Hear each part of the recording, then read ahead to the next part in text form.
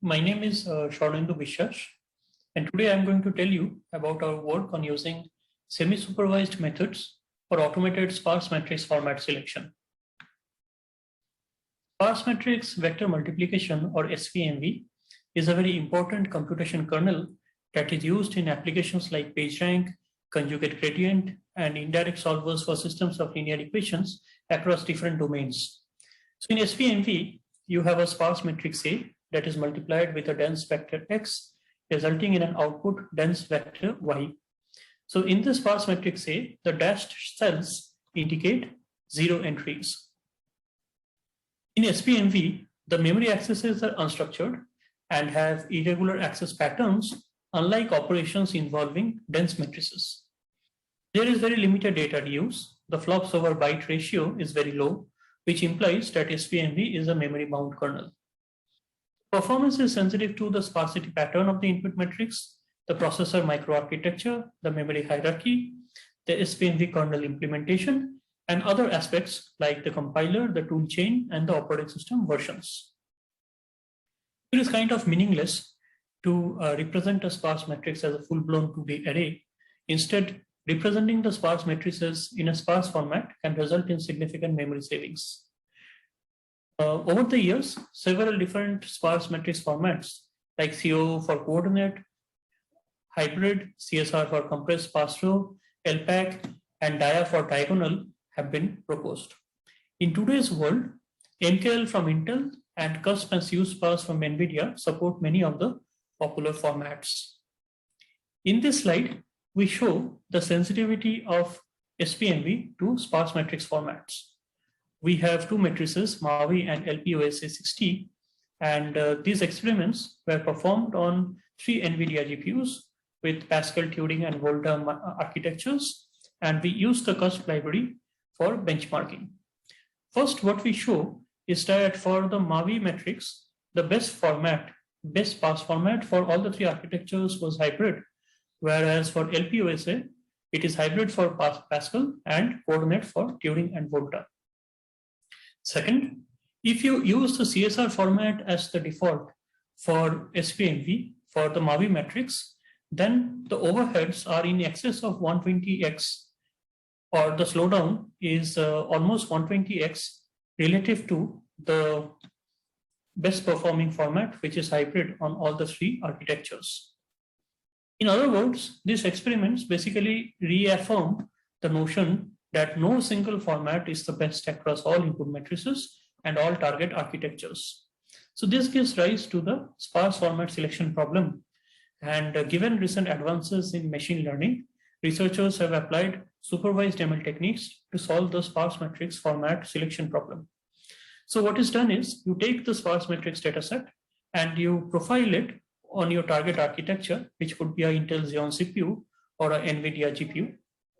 You benchmark your SVMV kernels, you generate profile data, you split it into a training and a test data set, and then you train your favorite supervised ML model with a curated set of features and your labels, which you get from your profile data. And you have your trained ML model ready. Now, whenever you input a sparse matrix format, your ML model is going to predict what is going to be the optimal sparse matrix format that is going to give you the best performance. This is all very nice. However, there are a few challenges with these supervised methods. The first challenge is that you need representative training data and accurate feature set. Now, compare the size of sweet sparse matrix collection, which is less than 3000 at this point, with the data set ImageNet, popularly used in ML, which has almost 14 million images.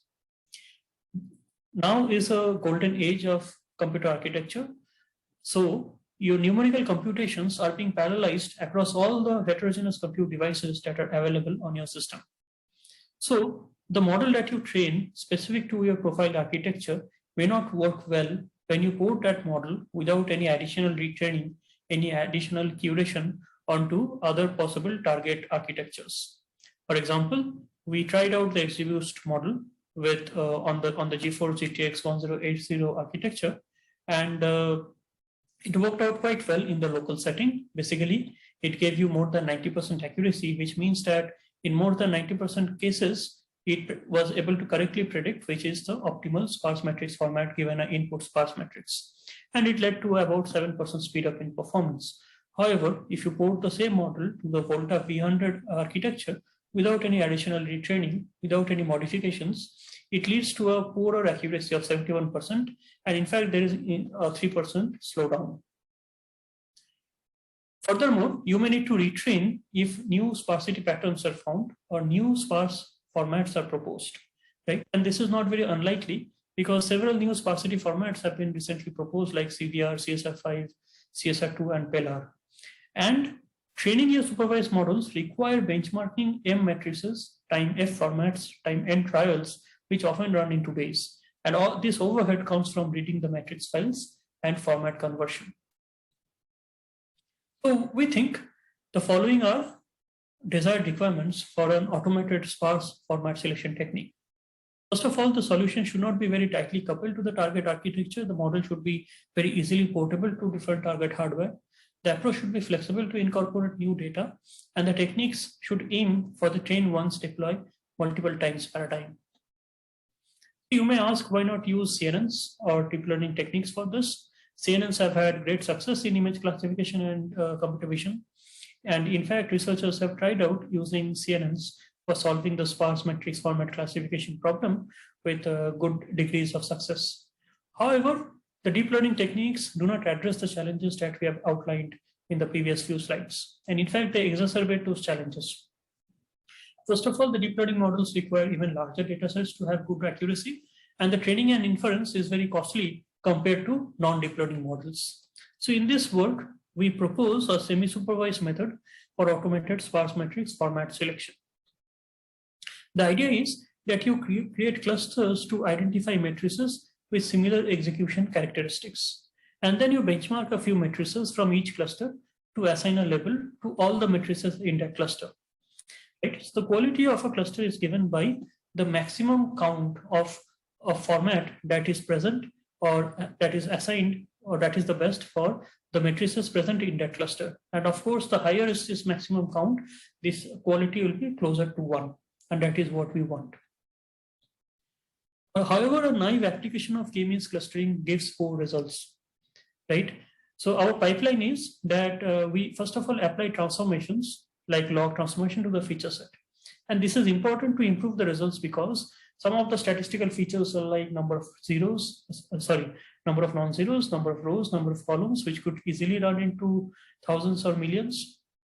Whereas some of the other statistical features are like a fraction of non-zeros, which are of course a very small value. We also apply a min-max scaling to scale each feature to the range 0 to 1.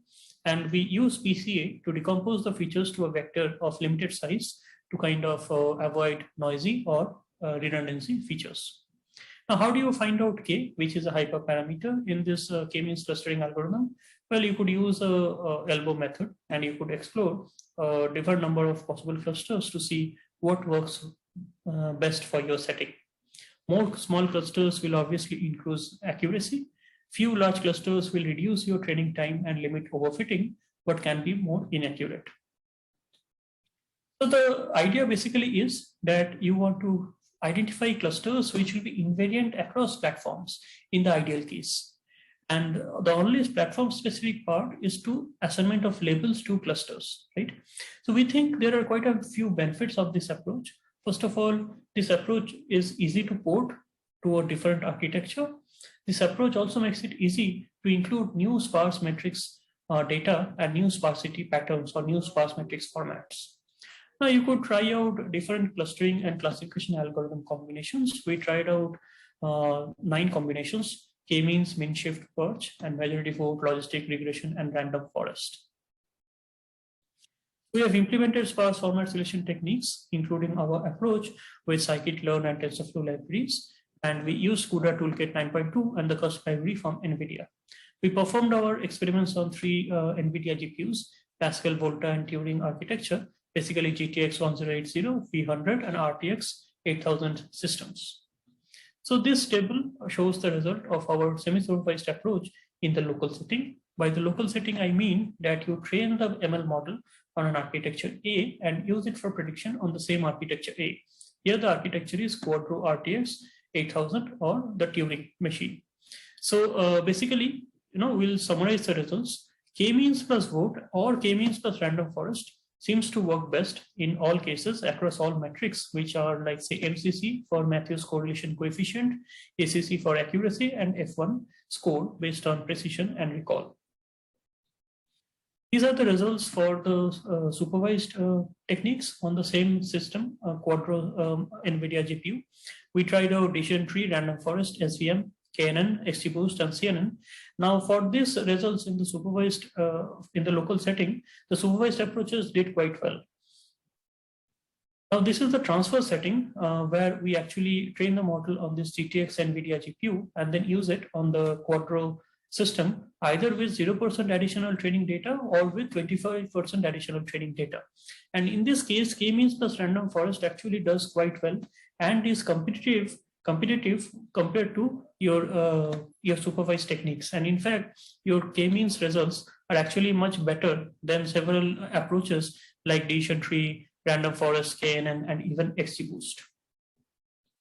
So what are the key takeaways of our talk? Well, we find that semi-supervised approaches for sparse format selection can be competitive with supervised approaches. We think it provides several desirable benefits, including easy model portability, easy to include new data, and extend to a runtime with online learning. We plan to work to find out or identify additional methods to improve the performance of our semi-supervised method in the local setting compared to the supervised techniques. Thank you.